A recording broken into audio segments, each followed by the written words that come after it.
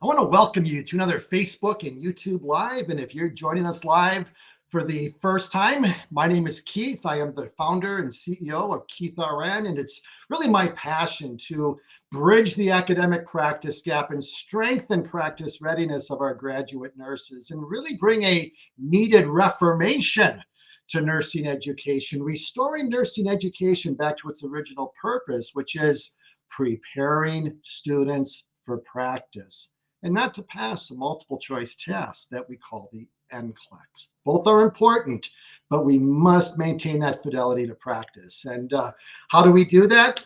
We transform nursing education one educator at a time. And for those of you that are going to join us live tonight and those that watch the recording, we're going to have a powerful conversation tonight, probably one of the most important topics and dialogues that I've had in a really long time with these Facebook Lives over the last 4 years is we'll be talking about establishing the North Star for clinical education to accelerate practice readiness. And we're going to be talking with the primary author of this online article that I'm going to share with you right now. So let me just pop this in the chat and I will just because we're going to be discussing this article at length as we look at what are the principles that we can do as nurse educators to transform how nursing is taught so our graduates are better prepared for practice. And so I would like to welcome all of you to the chat tonight. If for those of you that are joining us live, I'd just like you to just join us to share your first name, where you're coming from. It's a pleasure to have educators from all around the country to join us for these chats. And you get the opportunity to ask questions because we're going to have a dialogue as we talk about what we can do differently in clinical teaching to, again, strengthen practice readiness. And as we know, the majority of our graduate nurses are not equipped or have the skill set of clinical judgment competency at a very basic level of problem recognition skills. And that's a problem because it ultimately impacts patient outcomes. And we do these Facebook Lives once a month. And, last month we talked about our new clinical course. Keith RN has developed a new resource called Bridging Teaching and Practice, Essentials for Clinical Nurse Educators. It's an online course with 13 CEs, has about 50 tools and essential teaching modules that, again, provide the foundation to prepare any adjunct faculty, if they're newer, or even if they're experienced, with, again, best practices based on the work of Dr. Benner, Chris Tanner, and other leading educators on how we can, again, strengthen and develop clinical judgment. And I want you to know that these conversations are recorded. And so I want you to know that the easiest way to access this with your colleagues, if you happen to know somebody who may have missed it, we have a YouTube channel, Think Like a Nurse. And that link that I just put in the chat is your ticket to access the last 4 years of our Facebook Lives. We've had some incredible topics, as well as I have over 100 YouTube videos, many of them for students. If you're looking for some edgy topics on don't be that nurse and addressing incivility in your in nursing and nursing education, also check it out. There's some really helpful resources for both educators and students. And finally, I am blessed to be the administrator for a Facebook group that's not just any Facebook group. It is called Teachers Transforming Nursing Education. It is a group with a mission to transform, not just change, and we'll talk about that tonight, but to transform how nursing is taught so our graduates are better prepared for practice. And so I just want to say a shout out to those that are here live. We've got Thelma from Columbus, Ohio, and Stephanie from Oklahoma, Amy in West Virginia, and Andrea from Cincinnati. So glad to have you all here and many more with us today. And I am really pleased to introduce to you kind of a friend and a colleague, and his name is Dr. Garrett Chan. I'm going to bring him on. And Dr. Garrett Chan is the president and CEO of Health Impact. It's based in California, designated as a nursing workforce and policy center, as well as an associate adjunct professor at the University of California, San Francisco, and also the Benner Institute of Teaching and Learning that is headed by Dr. Eddie Burns, who we had about 3 months ago, is part of Health Impact, where they just want to take Benner's work and her lifetime body of scholarly work and pass that torch to the next generation of educators, which includes me and you, and as well as Garrett and his responsibility to do that. And, Dr. Chan, he's an ER nurse. He's a practitioner. I never was a practitioner. I was an ER nurse, Garrett, and I love the ER setting. And, you're currently co-director of the International Consortium for Outcomes of Nursing Ed, otherwise known as ICON Ed. And Dr. Marianne Jesse, who's now at Colorado Mountain College, is the co-leader of that. Again, that is a leading group of educators leading the charge to change how nursing is taught. But the unique thing about Garrett is that he has been blessed to have a working relationship with Dr. Patricia Benner for 25 years, and actually was to have Benner as your dissertation advisor, Garrett. You've got to tell me what that was like, because that was many years ago, and I think that was where your journey began. But is there anything you'd like to share about that and just kind of your ongoing relationship with Dr. Benner? Because I think that's very fascinating. But, the other thing, too, that I also got to highlight, you're a fellow in not only the Academy of Emergency Nursing, but also in the American Academy of Nursing, FAAN, which is a very prestigious designation. So congratulations. It's a pleasure to have you with us. And I would just love to get started with just kind of some of your insights with Dr. Benner, and just anything you'd like to share. I think our audience would be intrigued, because we've heard of Dr. Benner. We've heard of, novice to expert, back in the 80s, where that was her ground. I think that was her dissertation, if I don't remember right. I think that was her PhD doctoral work that she just has kind of been on the charts, working with Chris Tanner back in the day and others, Pat Kyriakides and others. So you're working with a living legend. That's what the FAAN calls her. Yes. So anything you'd like to share? I'd love to just start with that, and then we'll go into kind of our conversation tonight. That's great. Thanks so much, Keith. And thanks for the kind invitation to be here with you and all of your huge posse of, really trailblazers. It's such a pleasure to be here. I also want to wish everybody a happy Nurses Week. We're kind of in the middle of it. And so it's just a pleasure. And you asked about working with Dr. Benner. She is an amazing person. She's an amazing thinker. It's funny, as when we were preparing for today, you said, "Hey, Garrett, there's a lot of big words," and I'm like, "Yeah, I know. I'm sorry. I try to avoid the big words when I can. If I can't, I have to add the big words in."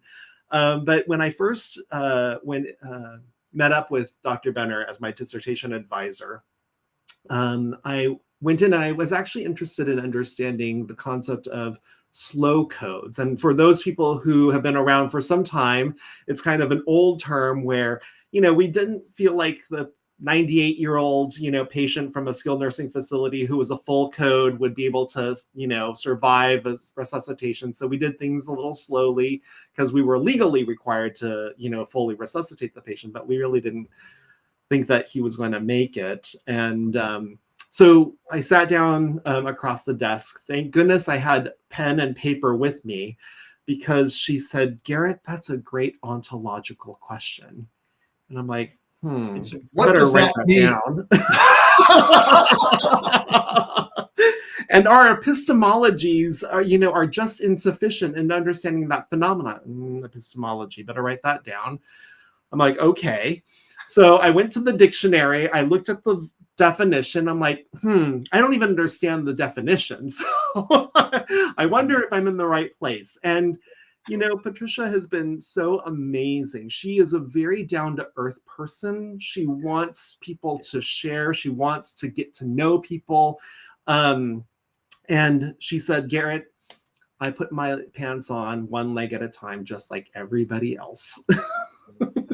And so that was kind of my introduction to Dr. Benner, and 25 years, as you mentioned, of really great work and scholarship with her, and understanding where she's coming from, and at times perhaps being a translator like you are too, and like bringing it down and like, what does this mean for me and my practice of teaching? So I'm really excited to be here. Thank you so much for the invitation. No, it's great. And, this is a book that I also want to highly recommend. I don't have it in the chat, but it's like Educating Nurses, a call for radical transformation. This book is, 15 years old, Garrett, and you got your own copy. I don't know about you, but I got mine. I don't know if you can see this. Yep. I Great. got mine signed in 2013 when she was the keynote at Elsevier's Faculty Development Conference in Vegas. And I was speaking there for the second time. And my short story with Dr. Benner, Garrett, I got to share it. And I can just share a brief story is that, she was the keynote for that year. I spoke last year in the first year of Keith RN. Nobody knew who I was, taking some case studies and other things from the book that really resonated with the audience and how to create your own. I then went and was invited back the next year when Dr. Benner was there. She wasn't there the first year in 2012. And she was in my breakout session on her book. And I had no idea. And she walks up the podium and the waves part in this little, she's just, and it's like, she says, Keith, we need to talk and we're going to have lunch. Are you available? And I says, absolutely. And you know what? The thing is, Garrett, what I'll just share is this is my image. This is a much younger Keith RN. That's wonderful. And but you know what? That was what I will say about Dr. Benner that has really been a blessing to me, Garrett, is that I was a change agent when I went into nursing education after 25 years of practice. I saw the gap, didn't know what it was. Her book gave me permission to do things differently. I did things differently. I was targeted as a brand new educator, and I had the most painful incivility 2 years in a row where I wasn't invited to come back because of the change that I advocated for as the primary reason. And I was ready to just throw it all away and go back to practice. I would say, screw nursing education. The incivility was so painful. But Dr. Benner said over lunch, she was like Zacchaeus saying, Keith, you have something to offer and you need to communicate what these principles from nursing, from educating nurses to, again, make a difference. And you are able to, you have what it takes to do that. And she just encouraged me, Garrett, when I got no encouragement from my colleagues, but she saw something in that breakout session. And we have, I'm just very thankful for Dr. Benner and all that she has done over the years. And so, I just believe that when I was at a very point of discouragement, the Lord used her in my journey to just bring me back. And I'm still on the journey, Garrett, in part because of Dr. Benner. So that's my feel-good story. And what an amazing story. Thanks for sharing, Keith. I didn't know that at all. Yeah, no, that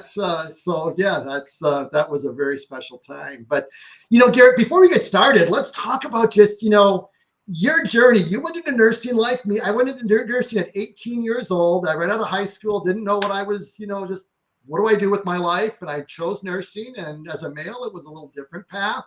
But I'm thankful I have taken that path, and it's been good. For you, I'd just like to know, we see a leader, we see someone who's got all these credentials, all these leadership roles. You didn't start like that. So give us kind of the human story behind Garrett, and then we're going to dig into this article, and we're going to talk about a lot of things to really strengthen and transform how we can teach nursing education, especially in the clinical. So I just want to get your personal background real quick and just kind of your journey there. Thanks, Keith. So my journey started out very similar to yours. Like, I wasn't sure what I wanted to do. After I graduated from high school, I went to a local community college. Still didn't know what I wanted to do. Yeah. I started getting into the humanities classes and art history, and I really liked that.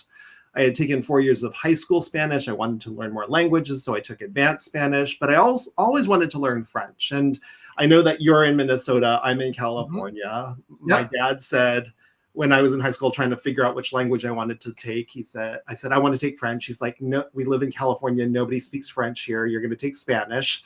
So I'm like, okay. But when I got into community college, I'm like, oh, I'm an adult. I'm going to do whatever I want to do. And so I started taking, beginning French. Mm-hmm. So now I have all this art history, humanities, Spanish, advanced Spanish, beginning French. And I wasn't quite ready to graduate or transfer at the end of my second year. So at this community college, they said, if you're not going to graduate or transfer, you have to see a career counselor. I said, okay. So I made an appointment with a career counselor. Much love to all people. I will tell you, she looked like she was 100 years old. She was probably only 60. She was tan like a raisin, all these wrinkles, white hair pulled up in a tight bun at the top of her head. And she looks over and she says, "What do you want to do?" I'm like, oh. And I said, "I think I want to be a curator of a large museum." And like Roz, I don't know if anybody's seen Monsters, Inc., but she sounded like Roz in Monsters, Inc. She kind of looked like her. So I won't continue in her voice. And she said to me, "There are no jobs. You've got to get a PhD to get in any of the big museums." I'm like, I am not getting a PhD. I'm come from a Chinese family. They want me to get a bachelor's degree. That's what I'm going to do. And I said, oh, okay. Well, I don't know. And she looks over across the table and the desk, and she asks, "Do you like people?" I'm like, yeah, people are fine. I like people. "Do you like science?" And I remember this so clearly, like it was yesterday. I remember thinking, did you look at my transcript? I don't have one science course on my transcript. But I remember my high school chemistry and biology teachers who were amazing people. And so I said, yeah, I like science. And then she said, "How about a nurse?" And my father was an optometrist for Kaiser, which is a large healthcare system. Mm-hmm. And my sister and I would visit him, after school. And the nurses were these nice ladies, and they would stamp papers. I don't know if you remember the purple roller ink roll. And I'm like, I can stamp papers. I can do that. And so she's like, okay. I said, okay, I can be a nurse. And she reached over into her file cabinet next to her desk. She pulled out this goldenrod piece of paper. It was like 9-point font on both sides. And on one side were all of the classes that you needed to take for prerequisites. And then the other side was what was nursing. And I looked at the paper and I thought, I don't have one of these classes on my I've never taken one of these classes. And she's like, okay, good luck. And so I walk out of her office. She clears me to sign up for classes. I take 18 units of anatomy, physiology, micro, sociology, anthropology, psychology. I got everything done except for statistics. And I applied to a state school, San Jose State, because it's really what I wanted to go. It wasn't that far from my house. So I applied, I got in. They said, congratulations, you got into the nursing program, but we are an impacted program. So you have to take classes in residence for a year. So come to San Jose State for a year, take classes, and then you can start the year after that in the nursing courses. And I'm like, I don't want to stick around. I only need to take statistics. I want to learn nursing and I want to learn French. So I went to the international office and I said, can you find me an exchange program in a French university that will teach me nursing? And they're like, we've never had that request before. And so they're like, give us some time and we'll get back to you. They got back to me. They said, we found a program. It's at the University of Montreal, which is the largest French-speaking university outside of France. And they said, congratulations, you're going. So I'm like, great. Now, 2 years of conversational French, travel French, like where's the bathroom? This is what I'd like to eat for dinner. I go to Montreal, or I had a language intensive in the summer. So I went to Quebec City, did my language intensive, and I took my first year of nursing school in French. And I took statistics, psychology, care of the adult. My clinicals were all in French. I got all C's and a B. I feel really good about that because, taking statistics in French is hard. Taking statistics in English is hard. And so I was able to come back to the San Jose State, finish, got my BSN, went on for my master's, and finally ended up getting a PhD because of great faculty mentors who said, keep going, keep going. Did my PhD with Patricia, finished in 2005. So now it's my 20th year out of my PhD program. And it's been an amazing journey. So that's not short. I apologize, but No, that's that's good. But it puts a human face on Garrett and just kind of your journey and kind of how you got to where you are. And, as you talk about, kind of with your current role, Garrett, with the health impact, and that's also the Benner Institute of Teaching and Learning is part of that. For those in our audience who aren't familiar, because this is more of a West Coast workforce center, but very influential and a lot of great work you're doing. Why don't you just briefly explain? I'll put in I'll put in the link to the Benner Institute that anyone in our audience can check out while you're sharing, and would love to just give us just just kind of the bird's eye view of just what it is that you're doing with this and where do you kind of want this to go. Yeah. So Health Impact is the California Nursing Workforce and Policy Center, as you mentioned earlier in my introduction. And we're actually one of 45 states in the United States that have a nursing workforce center. Really, and there's a wide variation in workforce centers. Some are just pure supply and demand data, like how many do we need, how many do we have? And then there's others who, like my program, who do programs and also do a little bit of data. And the intent is really to help get more people into nursing, help nurses thrive and be well, and how do they kind of transform themselves as their career develops. And so that's a lot of what we're doing. One of the major narrowing points of getting people into the workforce is unfortunately nursing education. The pipeline, it's a restricted pipeline. We have far more applicants that apply than we can accept. And part of that is because of faculty shortages, clinical placement shortages. So I work on all of these issues so that we can increase the number. And again, also, when they graduate, we don't lose them because we know about anywhere between 18 and 33% of new grads leave the profession or leave their jobs within the first 3 years of graduation. So, there's a leaky sieve, once they get into the workforce. So really focusing on, practice readiness, decreasing transition shock, also working on healthy work environments, and we're going to be doing a project looking at toxic work environments and toxic leadership, kind of the other side of healthy work environments, because we need to really improve, the landing, for these new students, right? We need to improve the landing space. Like you said, there's a lot of incivility. We've known this for decades. So how do we actually improve the work environment, especially in this era of, late millennials, Gen Alpha, Gen Z, Gen Alpha. So, and faculty salaries, yes. And Sharon Goldfarb, I think you might even know Sharon. Yes. She's a Californian, and yes, faculty salaries, and it's like that's a problem, Garrett. I don't know.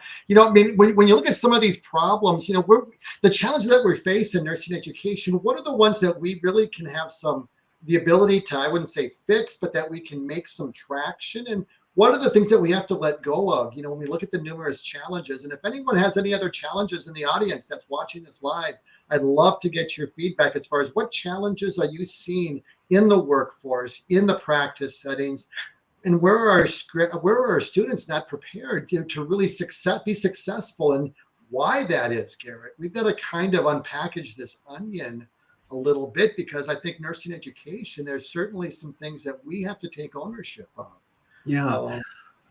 Well, Keith, I want to first start by acknowledging the great work that you've been doing for the past 13 years with Keith RN. I mean, this is really faculty development. We say at the Benner Institute that the practice of nursing is different than the practice of teaching. That's right. Right? Absolutely. And so when we think about, even the faculty role and keeping faculty in their roles, what ends up happening frequently, not all the time, but if a person from an academic institution sees an amazing nurse and they say, "You're an amazing nurse, so why don't you come teach for us?" And the nurse says, "I'm honored. That sounds amazing. That's a great opportunity for me." And then they come and they get maybe onboarded, maybe they don't get onboarded, and they get a little bit of orientation, and they say, and then the administration may say, or may give a lot more, faculty development, but they say, here you go. Here's your cohort. Good luck. And in nursing education, as well as in other healthcare education, zeitgeist, if you will, is we have relied so heavily on the concept of see one, do one, teach one as the basic modality of teaching, the fundamental, andragogy, if you will, adult learning principle. Mm-hmm. You see me do it, you do it, now you teach it. And actually, we know that that model doesn't actually work in the formation of nursing practice. It may help with like a skill, an enabling skill, but really from a competency, like high level, nursing practice, that's not how it actually works. And so we are really struggling with that. And so what we can do is help faculty learn how to use the latest neuroscience-based ways of learning and teaching. And that's, again, a lot of the great work that you've been doing. That's things that we can solve right now, right? The other things that we'll take some policy initiatives like faculty salaries. We're going to get ready to do a study in California on what we're calling total faculty compensation. So while the hourly salaries are lower, no question about that, one of the things that we're starting to understand is let's look at total compensation. There is a community college in California that if you work 67% FTE or higher, you get full benefits. Full benefits for a family of 4 per month. The faculty member only needs to pay $400 a month. But when we look at the clinical agency right across the street, their hourly salary is higher. But for a family of 4, coverage for a family of 4, health insurance, the nurse has to pay $1,200 a month. Mm-hmm. So while we're looking at hourly salaries, no question, people need hourly salaries to live, right? There are other things that may be hidden from us that we don't necessarily understand how much actual savings there are and how much cost there is on either side. And so what I'm going to be doing is a deep dive investigation of what we're calling faculty total compensation packages, because, there are on the same institution on the private, direct care side, has less professional development dollars than the community college does. So anyway, those are some things that we have to work on and think through and make visible, because if we don't make it visible, then we can't fix it. Absolutely. And, we've got some great comments here. I just want to throw we got 3 comments I just like. Sharon mentioned, talked about the challenge of faculty salary. You already addressed that. Kelly talked about the lack of experienced preceptors in the clinical settings. And I know that you have a preceptor course at Health Impact. Is there anything you'd like to share about that, Garrett? Because that is a solution as we look at, kind of like we have these challenges, but there are solutions that we're able to do. And that's kind of been my passion with Keith RN and creating unfolding case studies and other resources, but to just, again, make that practical learning practiced reality. What are your thoughts? Anything you'd like to share on that topic? Yeah, so there's a couple of things. One is, yes, we have a preceptor course at Health Impact where, again, we focus on the practice of teaching for preceptors. A big thing to help, and we'll be talking about it a little bit later in the article, is that preceptors, again, they have a lot of really important knowledge about nursing practice in their head, and they just don't narrate enough. They don't ask situated coaching questions enough to help the learners learn how to think like a nurse, right? I love your tagline. It's absolutely perfect. So situated coaching. So we teach preceptors situated coaching, how to actually help nursing students think like a nurse. The other thing, I have an article out that just came out, I think in December of last year, on preceptors. It's a big. Stay with that, Garrett. I'll pop it in the chat if you give me the title of it. Do you know off the top of your head? Yes, I can pull that up too. So it's hold on for just give me a second. Chan. So this article, it's actually a open access article, so it's free to everybody. I really try to have all of my publications free as an open access article, because I know that it's hard to get access to information. We talk about the importance, challenges, and proposed solutions for preceptors. One thing that people may not know is, and you already know this, is that nursing education, especially for precepting and clinical education, is an unfunded mandate. We don't get any extra money. We seek volunteers to precept our students, and I'm not necessarily saying we need to pay people. I'm just making a comment that, you know, we do it, you know, for our civic duty, right? We are here to help the profession thrive, and I'm all for that. I've never been paid for taking a student, and I continue to take students. Compare that with medicine. Medicine in 2022, to educate resident and fellow physicians in ACGME approved programs, medicine received $22 billion with a B from the Centers for Medicaid and Medicare Services. So here we're looking for Title VIII funding, you know, from, you know, the Health and Human Services Agency. It's really on the chopping block. The leaked budget about 2 weeks ago showed that they want to eliminate Title VIII funding for nursing education. You know, that's in the, you know, low $1 to $2 million, right? So compare that with medical education. So in this article, we articulate a lot of the issues around precepting. What are some of the challenges? What are some of the solutions? And how do we think about funding nursing education? Yeah, and I did put that link in the chat. It's the PubMed citation. That's just about 3 ones up now. So be sure to check that out. We got some other comments I just want to throw up here, Garrett. Number one, Nevada had a comment of just basically having students coming in who are less prepared, but haven't done much to change our curriculum overall. We base the success of our curriculum on board pass rates, but this doesn't translate to better prepared nurses for practice. What would you like to say about that, Garrett? Is that, to me, what I would say, Garrett, when we're going to talk about True North, talk about what is True North. I think that if we're brutally honest, Nevada, and in other programs, what's been True North in the last 20 plus years has been NCLEX success. We have been obsessed, and we have built a culture and multi-million dollar businesses, even a $1 billion company, predicated on remediation and predictive testing to ensure NCLEX success.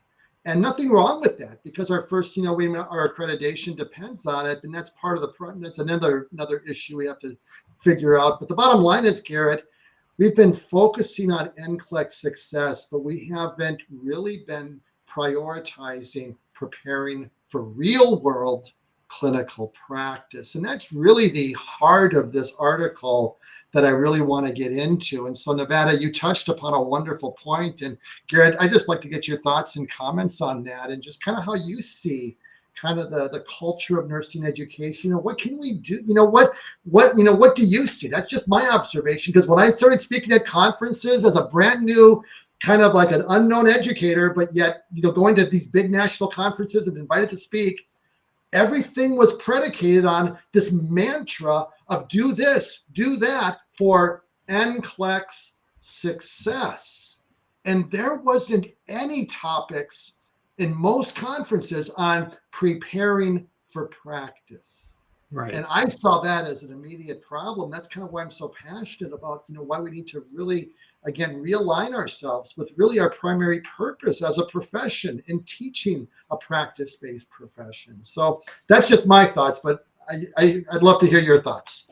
Well, you're hitting the nail right on the head, Keith. I mean, I think one of the things. So first of all, I want to thank you for being, a breakout session leader at our 2025 Educating Nurses: A Call for Radical Transformation conference in Las Vegas in January of this year. You will recall, but for everybody in the audience, we invited Dr. Phil Dickinson, who is the CEO of the National Council of State Boards of Nursing, or NCSBN. And for those people who may not know, NCSBN actually runs NCLEX. They created it. Phil was the primary architect of the next generation NCLEX and really bringing in clinical reasoning and judgment into the NCLEX. And he says NCLEX is not the end goal. The CEO of NCSBN, the primary architect of the next generation NCLEX, is saying the NCLEX is not the end. It's not the end goal of all of education.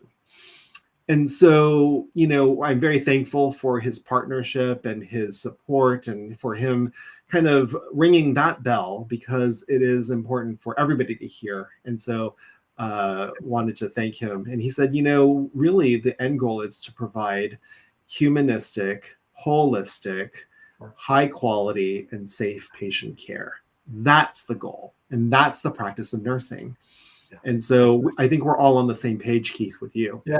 Yeah, no, absolutely. Absolutely. And you have a conference coming up in January of 2026. Going to have a second conference. Is there any teaser you want to share about what that focus will be? And we'll certainly talk about it more as we get closer to the end of the year. But is there anything that you would like to?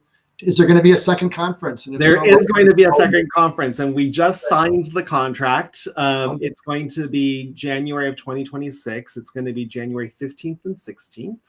Okay. In Las Vegas. Okay, great. So please join us. It's going to be in Las Vegas.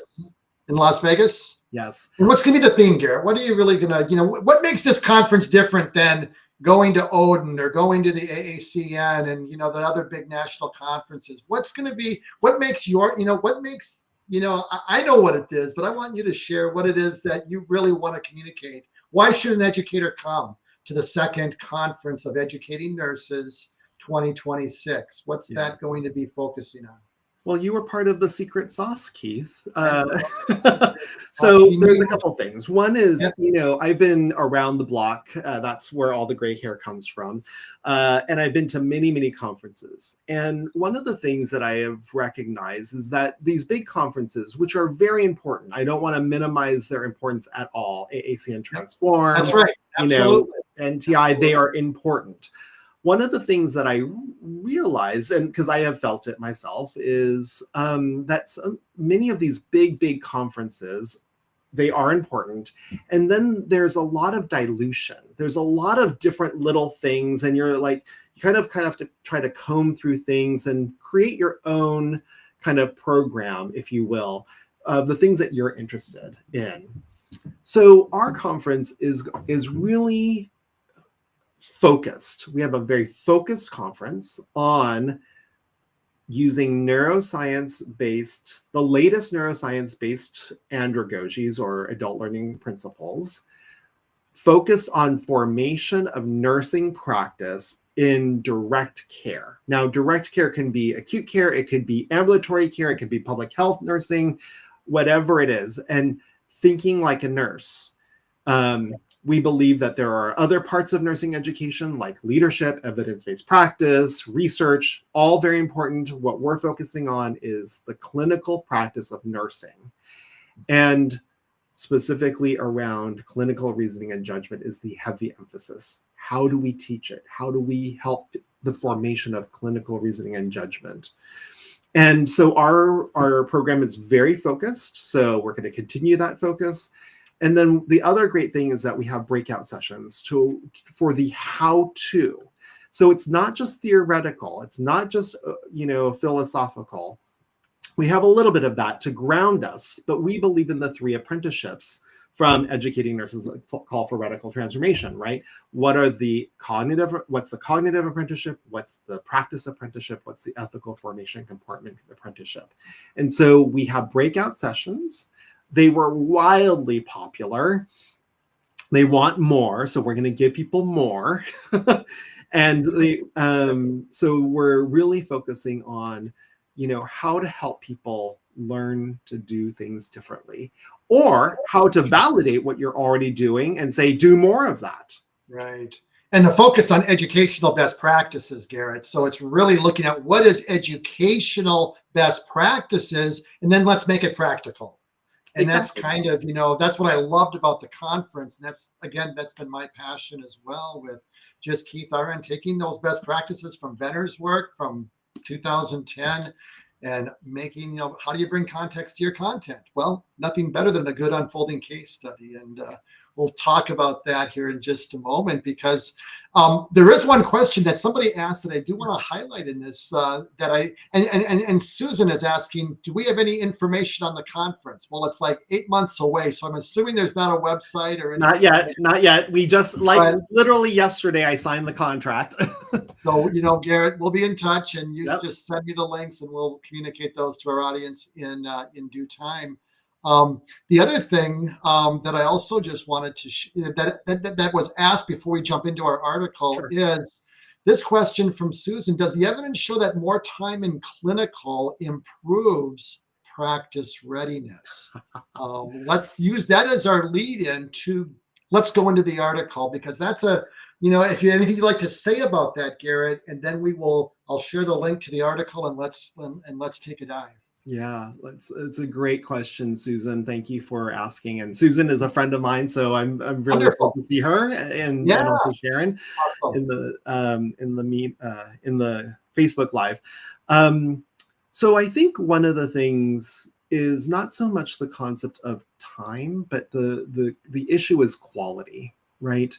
Whether it's in simulation or direct care practice, clinical experiences, it's about the quality and what is it that we need out of these folks. And I will tell you, I'm a nurse and a nurse practitioner, and in the NP world, there's been a lot of questions around, because NPs are really hammered by the American Medical Association and saying, you're not as good as we are. You can't, although the 40 years of literature, we actually have a lot of literature saying that NPs give high quality and safe patient care. And I think this is where nursing is really kind of turned, is the concept of competency-based education. And so we need high quality experiences with these nursing students and new grads for practice readiness. So it's not necessarily about time, although people like to quote time, but I contend that it's about the quality of interactions and experiences that they have, which again, to your point, will lead us to this article. Right. And it's kind of like, that even goes like with even the case studies we use, Garrett, where a multiple choice case study, well, it's a case study, but there's no multiple choice. That's not authentic. It's not on a patient's forehead. You don't have a selection. You either know it or you don't, Garrett. And if our case studies are multiple choice based, even the NCLEX, the NGN is still a multiple choice selections, just a little higher complexity. That still doesn't really have that authenticity.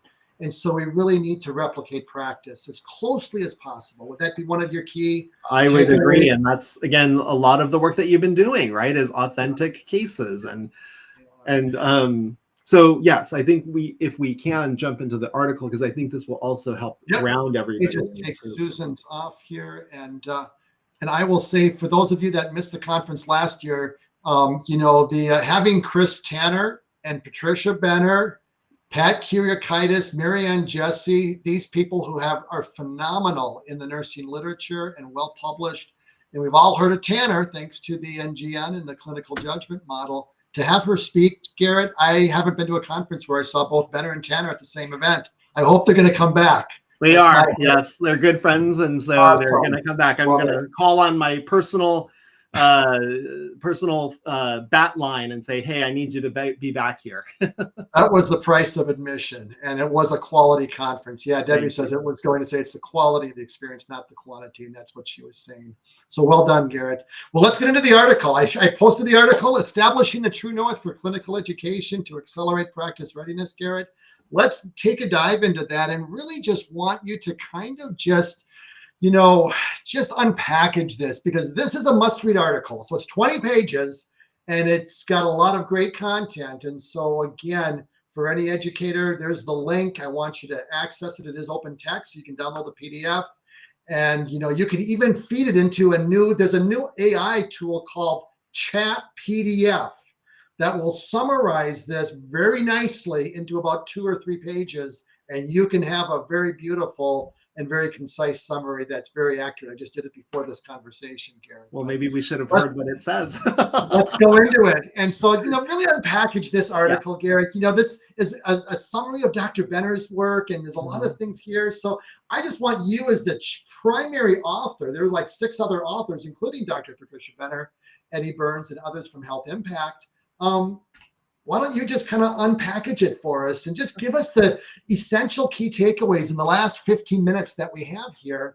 Let's really get into just really what do we need to know as nurse educators to begin to close this gap and to, again, bring about the needed transformation, not just change. We need to do it very differently. So yeah, I'm going to launch off of what you just said, Keith. I think one of the very important parts, when Patricia wrote the book, Educating Nurses, A Call for Radical Transformation, she uses words very specifically. And I think the word transformation was very thoughtfully chosen. One of the things that I think in general language is that people will use the word change and transformation interchangeably, but they're actually very different words.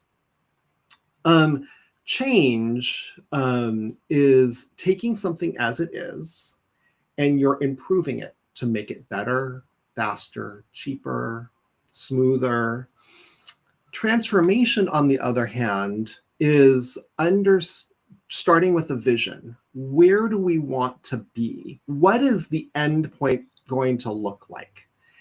And then you build and innovate around it.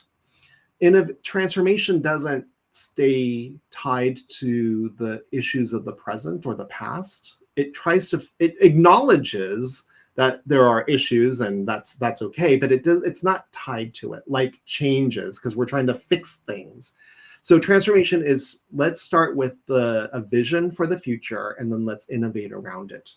Mm-hmm. And so the book, Educating Nurses, A Call for Radical Transformation, is a great monograph or research study to tell us where we want to go and where we need to be as a profession, and to also help our nursing students.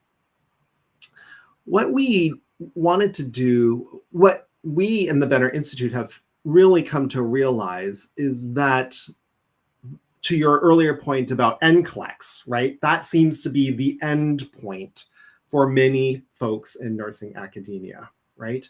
But that's not the end point for practice. I come mostly from practice. And so what have we had to do? We've had to create transition to practice programs, residency programs, to kind of help accelerate and, fill in the gaps and narrow that academic practice gap to get them to safe practice.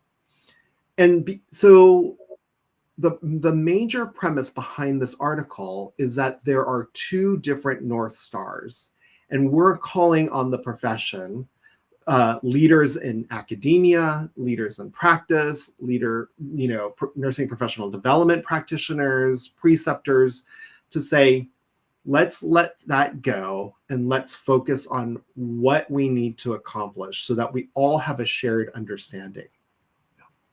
So I'm gonna do a very brief exercise with all of you.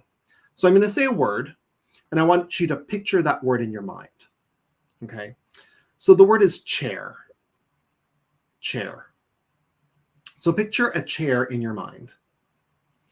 Now, I would hazard to guess that none of you have thought about a chair that is pink, fuzzy on a wire frame with 4 legs, right? So your image in your mind of what a chair is going to be different than the image of a chair in my mind. Some people may even think chair is a person, like a chair of a department or a chair of a committee. So even though we use the same words, the meaning and the definition is going to be very different. And so because of that, this article came into being to try to have everybody understand what is the purpose of clinical education? What is the goal and what is the purpose of clinical education? And so, Keith, I know that you have scanned in what we call the clover leaf, and I want to can you pop it up? Yeah, great, excellent. Now, this is very complex, and I also want to give a shout out to Sharon Goldfarb because she was very instrumental in the early iterations of this. So thank you, Sharon, Dr. Goldfarb, for participating in this. And so it's very complex. And what we wanted to do is we wanted to, in this article, explain each piece of it. So that's why it's so long, is because we wanted to be clear and explain it, because we don't want to say a word like, this is what clinical education is, without giving any kind of background information so you understand it. For the purposes of tonight and the rest of the time, because we only have 9 minutes, I just want to focus on the 2 bottom parts. They serve as the roots of the clover leaf. On the left-hand side, the purpose of clinical education. So we contend and hold through all of Patricia's writings and Chris Tanner's writings that the purpose of clinical education is to move learners from seeing the clinical world as being elemental, partial, and dominated by tasks and procedures. Because we've all seen it. Our nursing students are like, I need to put an IV in. I need to put a Foley in. I need to do this. I need to do that. And yes, they need to learn that. No question. But that's not the practice of nursing. Those are enabling skills for the competencies. So we need to move them from partial, elemental, and a world dominated by tasks and procedures to seeing the world as a clinical whole, to understand the nuances of what's going on. And that's what you all do as nurses, as expert nurses in this Facebook Live. You are all expert nurses. You don't see the world in these elemental, partial, and task-based things. You see, you can walk into a room and you immediately have a general sense of, okay, this is what's going on. And so how do we move them from seeing the world as elemental, partial, and dominated by tasks and procedures to seeing the picture and understanding that? So that's the first kind of most important part, I think, of. So if faculty are not grounded in moving them from, we know that they're going to do it. So, but how do we move them to seeing a clinical whole? We need to focus on that. And so in this article, we talk about how do you do it? Because again, not just the what, but how. The other part of the root of the clover leaf talks really about the goals. So the purpose is, the thing that I just said, the goals. Here is what we need educators to focus on. We need them to focus on developing the student's perceptual grasp, which means seeing and noticing, a sense of salience. What is important? What can stand out as being more important and what can recede in the background as being less important? For acute care, let's just think about walking into a room. The patient, is tripoding, cyanotic, respiratory rate, 40, but the bedside alarm is ringing, all tachycardia, hypoxemia, hypertension, and the nursing student is like, everything is important here. But the experienced nurse is like, no, I'm just going to look at the respiratory rate and the O2 sat. I'm not going to focus on the hypertension and the tachycardia. I'm going to look at the thing. So that's a sense of salience, that what to look for. And what stands out in the foreground as being important, what can recede in the background as being less important. That's sense of salience. And how do we teach them to do that? So we talk a little bit about that in the article. Well, give us a couple strategies, Garrett. So don't leave us totally hanging. But there are some things like high quality simulation you already alluded to. So let's kind of make it nuts and bolts. How do we begin to practice the thinking of practice? Exactly. So one of the things I will tell you in this article, we talk about, I think if you would call the meta pedagogy. So the andragogy of all andragogies is what's called situated coaching. How you need to think like a nurse, Keith. You hit again the nail on the head. You need to help them develop habits of thought. So as soon as you get report, you already know in your head, out of all the patients that you have, you already know what you're going to be doing. But before you get report with your student, you say, I want you to listen to everything. And I want you to think, what are the top priorities for each patient? And then when you hear about all the top priorities of each patient, or think about the top priorities of each patient, how do you sort them according to all patients, right? This might be a senior nursing student example, but basically you want them to start thinking that. So every time they hear a report, they're going to start thinking, what do I think is important? And how do I sort them according to all of my patients? And then we'll discuss. So after we get report, as we're walking to our first patient's room, let's talk about what you think is most important. And then let's compare and contrast. And I'll tell you why I think this is the list. And then maybe I'm wrong. Maybe you as a student have some information that I should think about too. So being open and allowing them to explore with you. So situated coaching, it goes by clinical coaching questions. If there's nothing else, that is going to solve a lot of the problems because you are helping them think like a nurse through your questioning.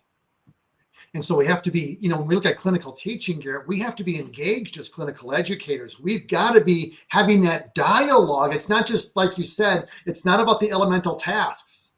It's about that coaching. And so always asking, and if we use Tanner's clinical judgment model, Garrett, it begins with noticing. Yeah. And I love Tanner's framework because it's practice informed and it uses the language of practice. It doesn't say recognize cues. Right. No nurse talks like that. Right. What do you notice that is most important or salient? Yeah. And less. This is what I noticed, right? Yeah. So you share it. Yeah. So as we operationalize Tanner's framework and its simplicity of that noticing, and then asking the follow-up, what does that data mean? So why are you focusing on this but not that? Like, why not the blood pressure? Right. Well, it's because they're in a, and so you can guide that because you know what the whole is. They just see these parts. And so you can have that dialogue. And so I think that if I could make it practical for our audience is that we've got to make sure that we are having dialogue, ongoing dialogue, not just paperwork, not just information, but we have a Socratic dialogue using Tanner's framework and coaching using that framework to guide our questions, to identify and to coach them into that, because we are the experts and we've got to communicate that and embody that. And so, when you look at True North, Garrett, we've got to define it. And, from what I saw from the article, the essence of True North is that textbooks are good. All of these pedagogies of, case studies and other things are good, but there is nothing better than learning from real world practice. And I think that's really that paradigm shift that I think the article kind of just celebrates is the centrality of practice and learning from practice, that is our teacher. That we learn from quality clinical experiences or high quality case studies or high quality simulations to engage our students in that learning process. And it doesn't have to be complicated, so it's like to be that needed change and transformation, it really is just making practice the preeminent priority of nursing education, making the patient the center of all that we do and using unfolding scenarios and authentic, there's just those quality experiences. I mean, that to me is the essence of the article. If I were just to kind of distill it into its bare essence, is there anything that you would add? I think you've done a beautiful job. I think Chat PDF is actually. That came from me. I didn't need Chat PDF to do that, Garrett. I just need to simplify myself a little bit as I'm getting older. So, but I just wanted to just kind of, in closing here, I just wanted to just some closing comments. I just, Debbie just talks about the importance of connecting the dots. And, I think that, there's one thing that I think we want to really highlight, Garrett, is that as clinical educators or in the classroom, we can, again, bring these pedagogies of practice, bringing salient unfolding cases and making not the content king. That's where your article says there's things we need to change, and we're focused too much on nursing theory. Yep. It's about the application of theory and using that knowledge. Dr. Benner is very big on, that situated usage and that using knowledge, not just possessing knowledge. It's got to be applied. And so I think that, Susan, I just want to say thank you for this comment, because I think this really captures the essence of how important it is for us as nurse educators to be driving this dialogue, that we can't, this is where we can't rely on a curriculum or an online, our textbooks and other things. This is where we as educators need to be engaged and have this conversation. We can't rely, on the things that we tend to rely on, Garrett. And this is kind of a paradigm shift, is it not? Absolutely. And I think, again, if we can move away from NCLEX as being the goal and really go back to what you just said so beautifully, which is, learning from practice, and what does that actually mean? So learning from practice is important. And let's give context and definition, just like the chair concept. It's like, that's what this article is intending to do, is be clear. Let's have this as the new North Star. We'll all get there in our own ways. And I want to encourage innovation. I want to encourage creativity.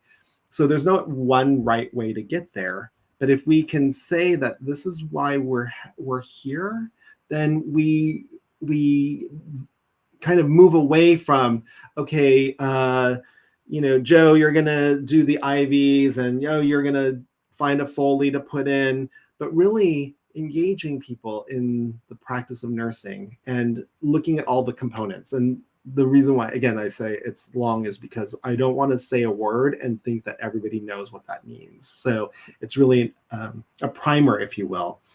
But thank you so much for the invitation. Yeah, no, Garrett, it's been a pleasure to have you here. And we look forward to the second version of the conference coming up in January of 2026. And just the things that we learned today. So, the article, is an open source article. I'll pop it in the chat one last time for those of you that may have missed it, as there's a lot of activity in the chat here. And let me just pop that there for you. And I will just... if there's any closing questions or comments, we're already at time, but if there is a specific, pressing question or anything that wants to be said in the chat, I will give you the last, we'll see what comes in the last 30 seconds and what that looks like. And I will just basically share if you're looking for some realistic unfolding case studies and what some of those resources can look like, I want you to know that if you just sign up to receive our updates at Keith RN, I have both a free case study as well as the clinical judgment rubric that's based on Lassiter's rubric that will help you evaluate the clinical reasoning and judgment of your students. And so I just want you to know that's my gift to you. And I hope that you take advantage of that, put that to good use, and just kind of get a vision for just some of these things. Andrea says, what additional resources would you suggest? Garrett, I'm going to let Health Impact go first, and then I'll close with Keith RN resources. So sure. Anything that you would like to, we can share, or that you can be aware of that would help. Because again, we can't unpack, we cannot solve this problem in 1 hour discussion, as much as we would like to, Garrett, but we got a conversation started, which is so crucial. So now it's like, okay, where do I learn more? Where can I take it? Now, this article will be a great start, and there's plenty of articles and references like what, 50 plus references. So you got a lot of good things that you can go as deep as you want. But what would you recommend from Health Impact or anything else, Garrett, that you would commend? Yeah, actually, I would recommend IconEd. So yeah. Yes, I think IconEd, it's iconed.org. We're doing a revamp of the website. I think it's down, Garrett, because I went to it the other day and it wasn't It was not. I'll do it. Oh, here it is. It's live. It's back on the grid. Yeah, It we're wasn't trying to yesterday. do some changes. It's slow going, but Yeah, there it is. I'll pop it in the chat for the audience. yep. And if you want to send, and Keith, I don't know if you can put my email in the chat as Yes, well. yes. Feel Right. free to send me an email. You know, we are doing a faculty development and resources repository in Icon Ed that is neuroscience based, led by Dr. Pat Kirikides. And we are close to being done. I hope that will be done by middle or end of summer. And so, again, free resources to everyone to get started. And then, of course, I'm going to give a plug to Keith RN. So I'm going to turn it back over to you, Keith. Yeah, no, and I would just share, what we do have, since, is if you're looking for authentic case studies, really, I've been using open-ended questions with Tanner's framework, authentic scenarios derived from my lens of practice. We have over 300 unfolding case studies in our Think Like a Nurse membership that has both an individual option, monthly or annual, or a department at a discount. And I would just encourage you to check that out. The other thing is that we have an About Keith RN webinar tomorrow with our nurse educator consultant, Maria. You can still register for that tomorrow at 11 o'clock. For about 45 minutes to an hour, we'll discuss some of the resources that we have. The membership will go into deeper detail. And then finally, we have the new clinical course to really strengthen clinical pedagogy and teaching, and really captures the essence of Benner's work, as well as Chris Tanner and others, that just operationalize how do we teach clinical judgment with not only the teaching, but also over 50 tools, worksheets for students to apply knowledge and use that knowledge, and really kind of gives you everything in a nice little package, both the teaching and the tools to transform how we teach clinical here. So that's available anytime. It's an asynchronous 1-year membership course. So that's what I've got. And I just want to say, Garrett, a big thank you. There's no other questions here that are coming through. So I'll just say, Garrett, it's been a pleasure to have you. I want you to just stay with me here once I go off the grid, and we'll talk for a moment. But other than that, I just want to say thank you. Is there anything in closing? I just want to give you the last word that you would like to share. Just kind of any takeaway, or just anything that's just kind of like, what would be your final thought? Yeah. And I'm going to just reference a comment that Sharon, Dr. Goldfarb put in the chat, which is, how do we help our students in these difficult times? We are living in some very destabilizing times. And I think one of the things that I would say is the way to get through it is to stay true to our values. Yeah. And the values of nursing are to improve health and wellness and address illness, wherever we are. And yes, there's a lot of, rhetoric that's swirling around us. So long as we stay true to that and help our learners understand how do they develop their keels, or keel is like in a boat, is how do you stay true to yourself? That becomes the most important thing. And there are lots of different values out there, and some of them are congruent and some of them are not congruent. But at the end of the day, we have to be true to ourselves. And so I really want to support everybody, regardless if you're on the left or on the right, a Republican, Democrat, Independent, that just remember that we're here to help people, communities, populations live the best life that they can lead. And so I want to thank all the educators on this webinar. And Keith, again, I want to thank you for all your hard work. Thank you, Garrett. It's been a pleasure to have you, and thank you for all you're doing. And we will continue to stay in touch. Sounds great.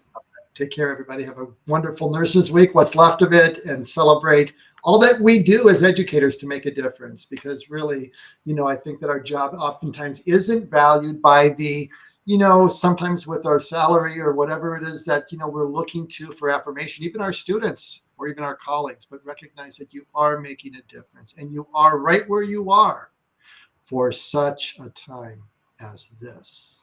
Thank you so much.